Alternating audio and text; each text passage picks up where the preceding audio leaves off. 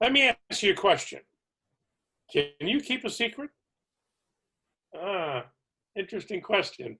And how many times have we had some information about something and we go to one of our very dearest friends and we say, I got to tell you something, but you got to promise me you're not going to tell a soul.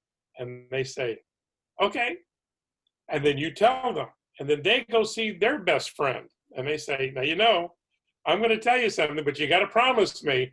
You see what's happening? How it goes and goes and goes.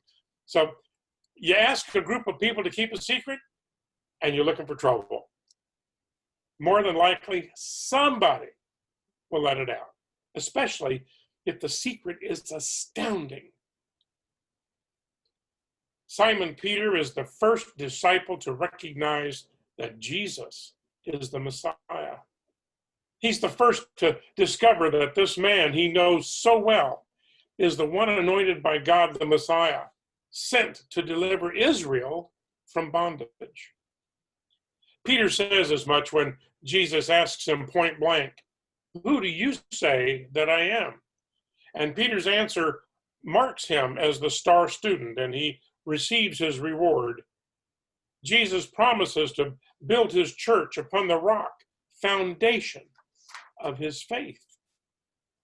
He gives Peter executive authority, promises to support him. And here Peter stands for the whole church.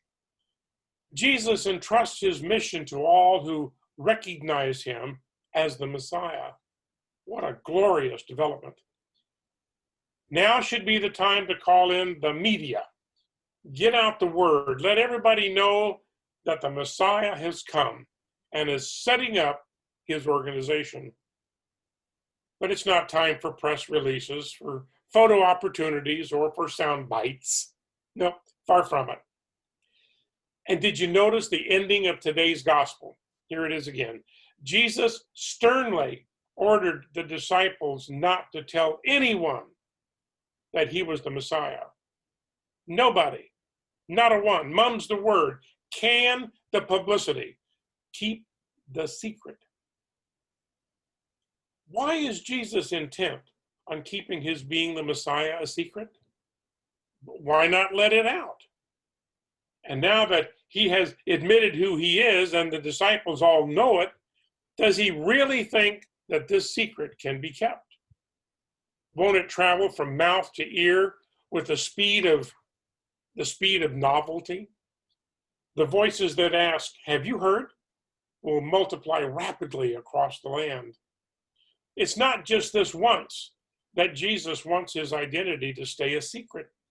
Repeatedly throughout the gospel, he tries to keep from becoming the talk of whatever town he's in. Yet when he performs such deeds as healing the sick, raising the dead, feeding the hungry, when he fulfills the messianic job description, how are people expected to keep his identity to themselves?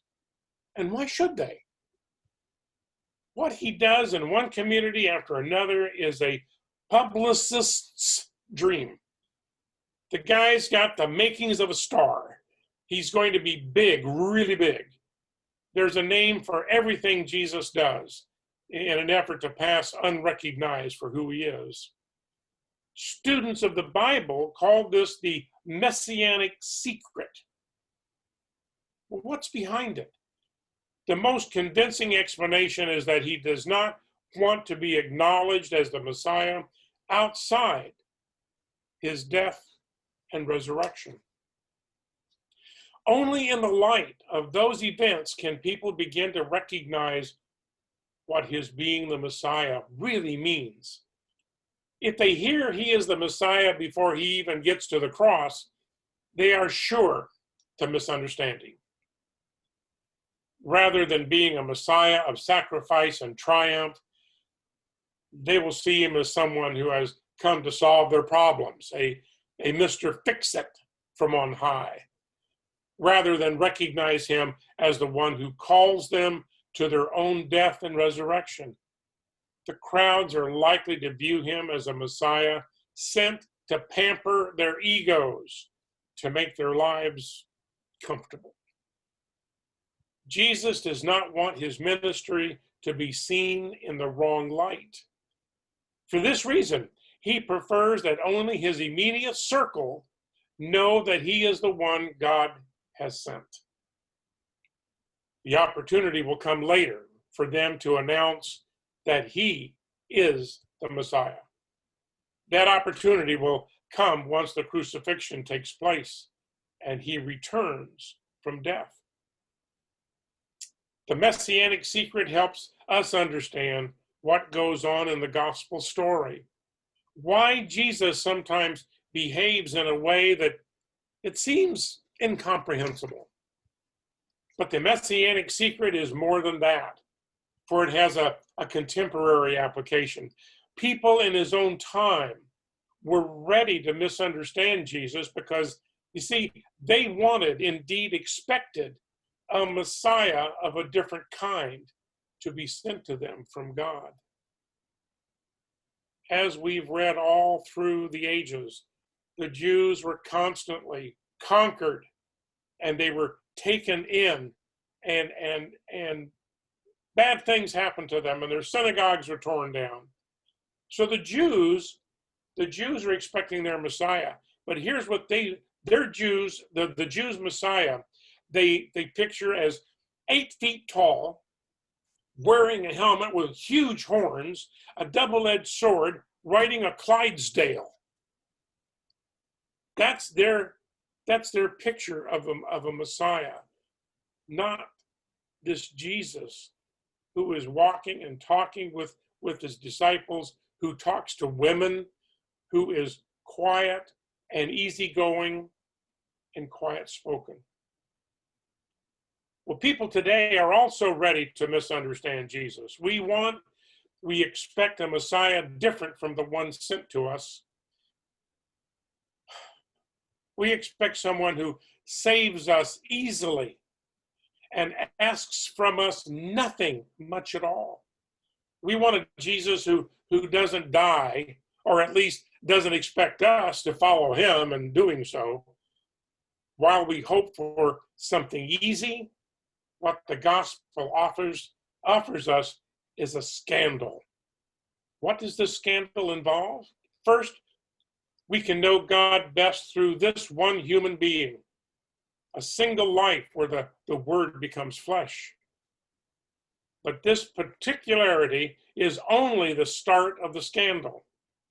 The gospel goes on to insist that we know him most completely, not through the notable events of his life, but by his gruesome dying and his incomprehensible resurrection.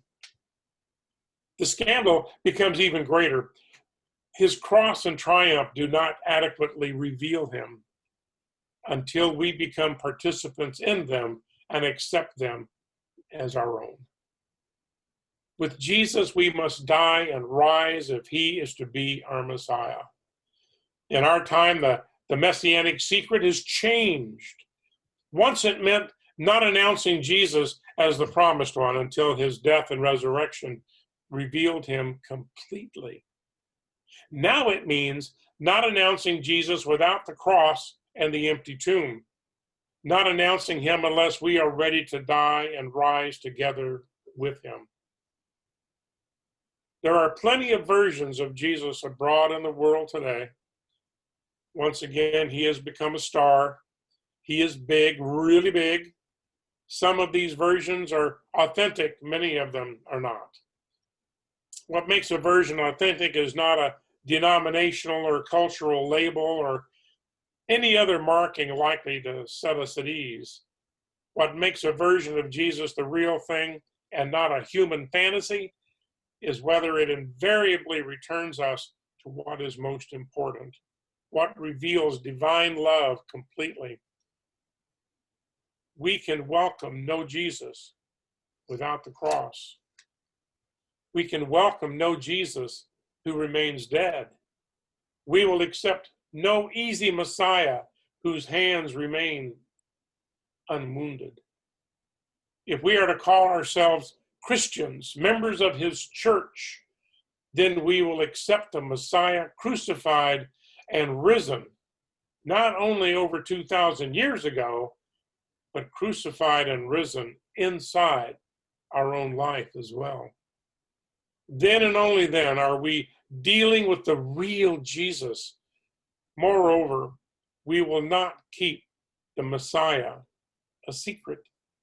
The world, the one where we spend our days, still waits for him.